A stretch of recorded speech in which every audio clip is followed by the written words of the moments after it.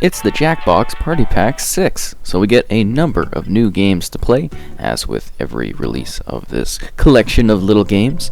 These are played off of your phone. You interact with the game. You can also use any internet browser. I shouldn't just say your phone, so you can go off the tablets or even your desktop if you have that set up. So we have the selection of games that are present. We're starting with Trivia Murder Party 2, which is, of course, the continuation to the very successful and popular Trivia Murder Party. So this one kind of expands the options, the mini games, what you're doing, the jokes. So we're going to be showing off a little bit of gameplay for each of the mini games that are present within this pack, so you get an idea of how each of them run. At the beginning there, you saw the different settings that you can tweak, and there are overall settings for the Jackbox pack in general. So this is a somewhat creepy, spooky game, while still, presenting the comedy aspect of play, with jokes. They throw in trivia to it. Everybody's competing and trying to move up the chain without being eliminated. If you get eliminated or if you die during the round, you go into this sort of sudden death match. And then in the end game, it kind of doesn't really matter all too much because everyone's in a very quick race to kind of get the positions correct, get as many questions right. I say positions because depending on how many you get right or how many you get wrong in the end game, you'll get like 3 sort of questions per question.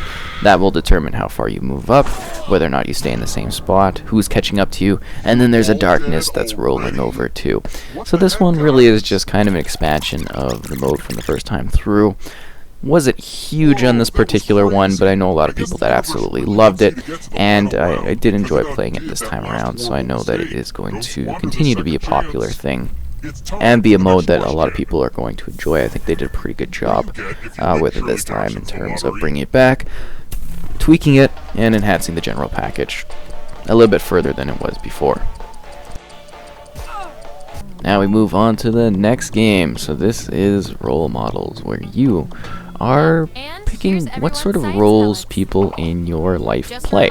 Like you might have a topic like the Fantastic Four, and then you sort of pick as a group who fills these particular roles, and then you kind of make jokes as to why they do.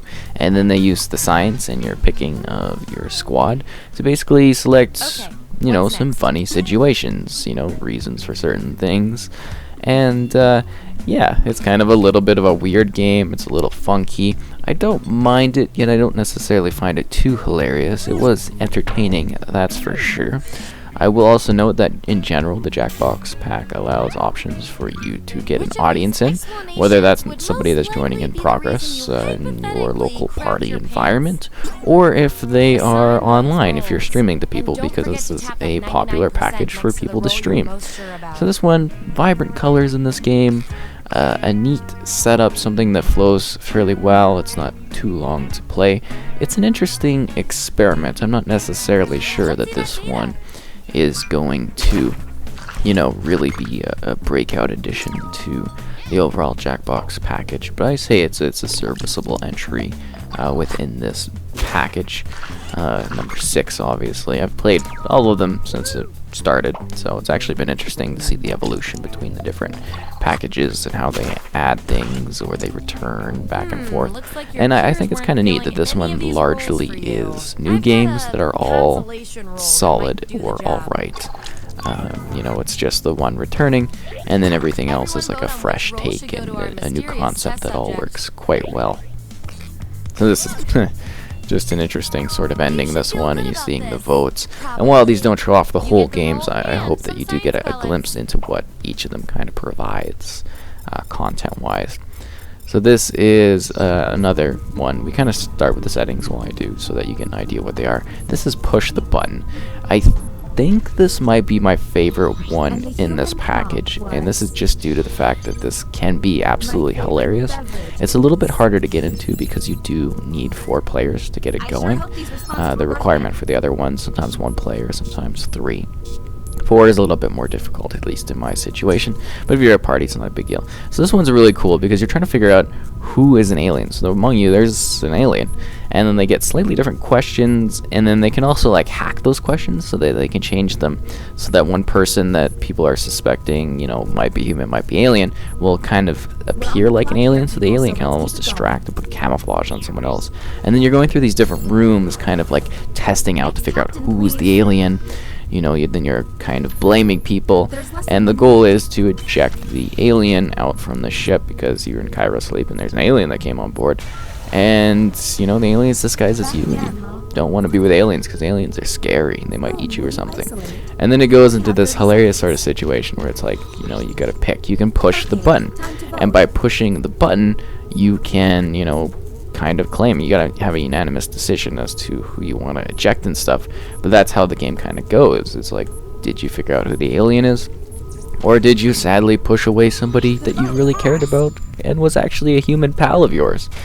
And I think that's kind of the fun of it, is just the hilarity of like right here with this. It's like, ah! But it's really well done, this one. It's very creative. It's different, and it's sort of one of the more experimental games in this package, and I think it really does actually nail it. And I had a lot of fun playing this one. I think it's really, really worth checking out in this package if you have the players for it. So here we go on to the next one. This is also could be a really fun, but we didn't really love it too much. So you're kind of making jokes based on fill-in-the-blank prompts. It's kind of like the Mad Libs, I believe that's what they were called back in the day. I haven't done that in years. But that's kind of what you get, and we just weren't quite getting too many funny responses out of this one. It seems like they give you the steps to do it, and it depends on how well your group can use the prompts. I just felt it was kind of like a little bit stunted in regards to how much freedom you have for crafting a joke. It's very straightforward because you just get these random terms and you throw them in there, and then you kind of fill in the blanks afterwards based on the feedback that you get from others and stuff. It's all right. Again, I think this one really comes down to the comedic elements of your party that you're playing with, whether or not they can, think on the fly and come up with good things that will make everybody laugh, right? And then you have like a bit of a showdown as people decide, is this funny enough? Is this not funny? And you go from there, which is really quite interesting. Definitely something to try within the package. I don't think it's necessarily a big hit, but I see the potential for this one being quite funny. I also really like how it gives you the option to either, have the robot kind of speak it out, which I've been doing just for video-wise, or you can kind of display your joke yourself if you think it's really funny, you have confidence. You could be like, I'm going to present it to the class. Well, basically whoever you're playing with, right? And that's where you get to kind of have maybe your joke shine a bit more than it would just having the robot go, no, no, no, no, no, no, so the text kind of sprawls out on the page. So an interesting one. This is the final one in the package. This is Dictionarium, I believe it is. So this one is kind of cool because you are creating dictionary inclusions.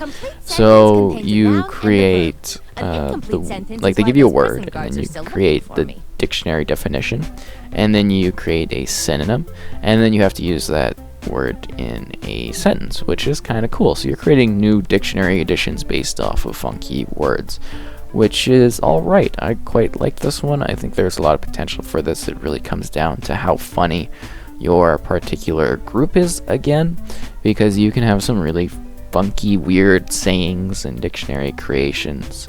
I feel they could have taken this a little bit further in regards to the pre-game creative elements, in regards to filtering words in that could be used. I think that would be really fun.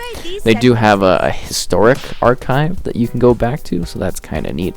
I should mention there's also certain integrations in this one that are nice, so you can like share to social media for some of the games, like particular ones. And I believe you can also have like a shirt or something done too in one of them we saw. So overall, I like this package. There's a lot of games present that each do something well.